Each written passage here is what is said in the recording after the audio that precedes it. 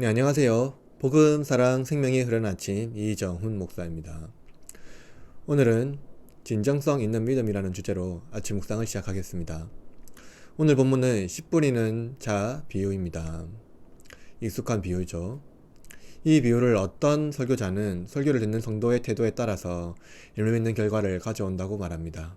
그러나 본문은 외적인 태도가 아니라 그 내면의 마음의 상태가 중요하다는 것을 가르쳐 줍니다.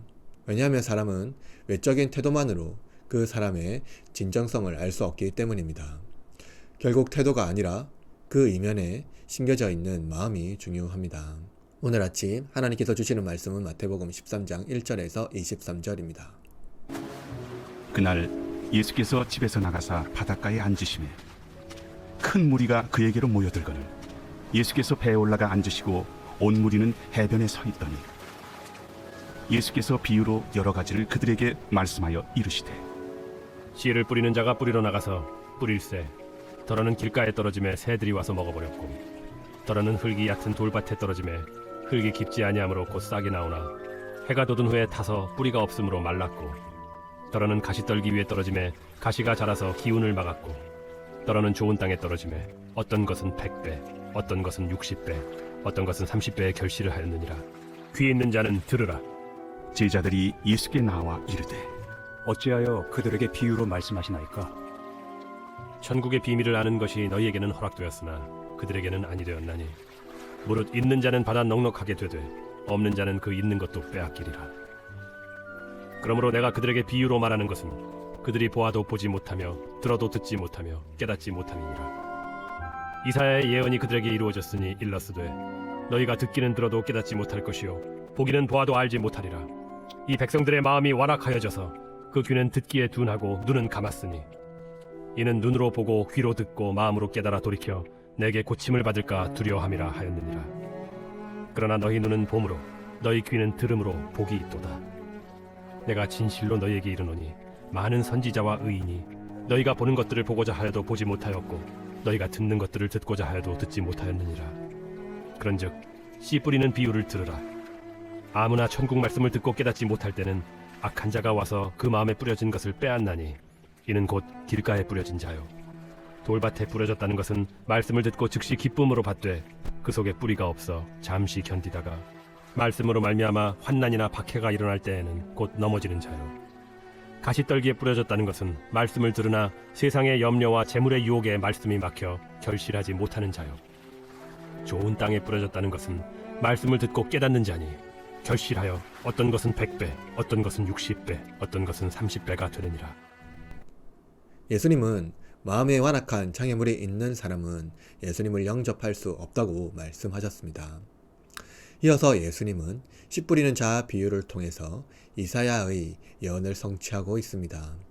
이 복음에 하나님 나라의 비밀이 숨겨져 있기 때문입니다. 그런데 예수님은 천국 비밀을 아는 것이 너에게는 허락되었으나 그들에게는 아니 되었느니라 라고 말씀합니다. 여기서 너희는 제자들이며 그들은 무리들을 말합니다. 즉 비밀은 하나님의 계시를 받아 믿음으로 반응하는 자들에게 허락된다는 것입니다. 이는 하나님께 허락된 자들에게 하나님께서 주신 것이지만 허락되지 않는 자들의 개인적인 통찰, 명상, 그리고 수도적 삶으로 하나님 나라의 비밀을 깨달을 수 없다는 것입니다.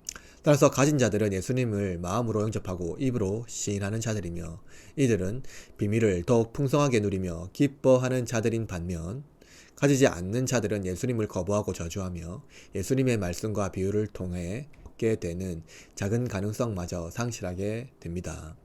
또한 이들은 자신들이 생각한 하나님 나라와 예수님께서 말씀하신 하나님 나라가 너무나 크게 다르다는 것을 생각하고 이내 떠나게 됩니다. 그러므로 이 비유는 하나님의 진리를 듣고도 받아들이지 않는 마음의 상태가 확정되어 돌이켜 고침을 받을 기회를 완전히 상실하고 많은 유대인들에게 하신 말씀입니다.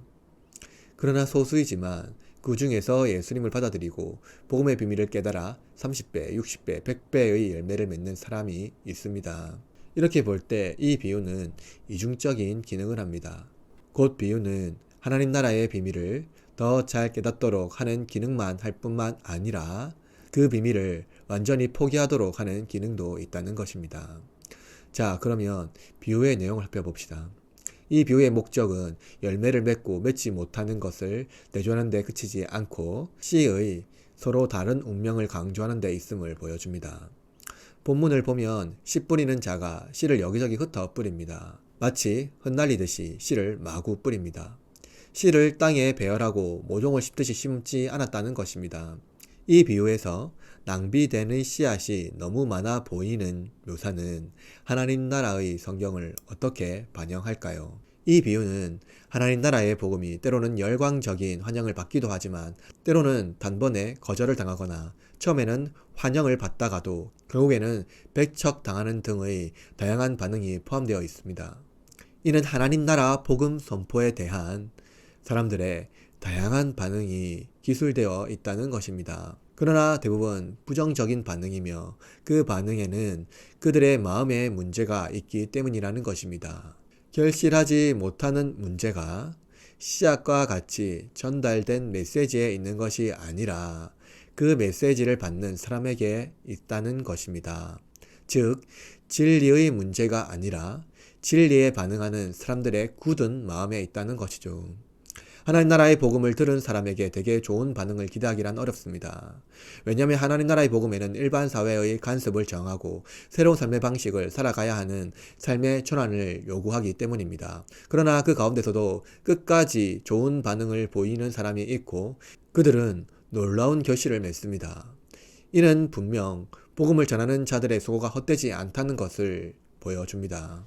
예수님은 제자들에게 이 비유를 통해서 그들이 장차 맞이하게 될 밭이 얼마나 고통스러운지 보여주고 그래도 쉼없이 씨를 뿌리고 수고를 해야 한다는 것을 말씀합니다. 왜냐하면 그 중에 복음에 좋게 반응하고 끝까지 복음적 삶을 살아내는 소수의 사람이 있기 때문입니다. 그러나 이 비유에서 중요하게 가르치는 것이 있습니다.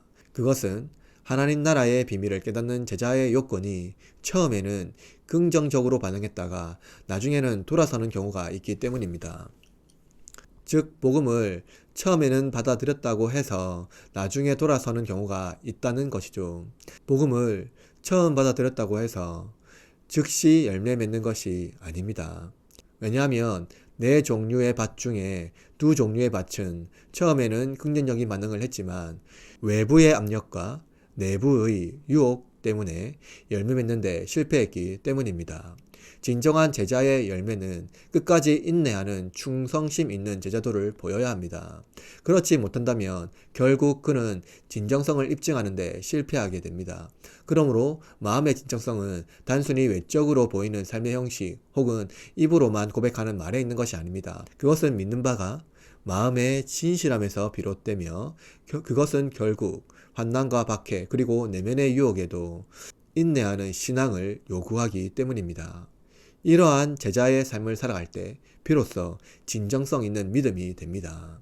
하나님은 땅의 상태가 처참한 것처럼 우리의 마음의 상태가 비참한 상태에 있을 때에도 씨를 뿌리십니다.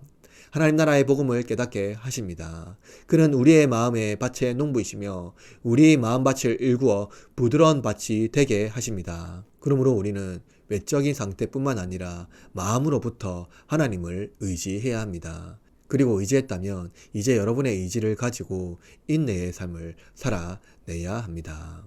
복음 앞에 반응하고 외부의 압력과 유혹에도 정절을 지키며 복음적 삶을 실천합시다. 진정성 있는 믿음이란 우리 내면에 뿌리 내린 참된 복음의 말씀이 우리의 삶에 열매 맺게 하는 것입니다. 오늘 하루도 예수님의 성품과 성령님의 열매를 맺어 믿음에 이르는 복된 하루가 되시길 바랍니다. 오늘 묵상한 내용으로 다 같이 기도합시다.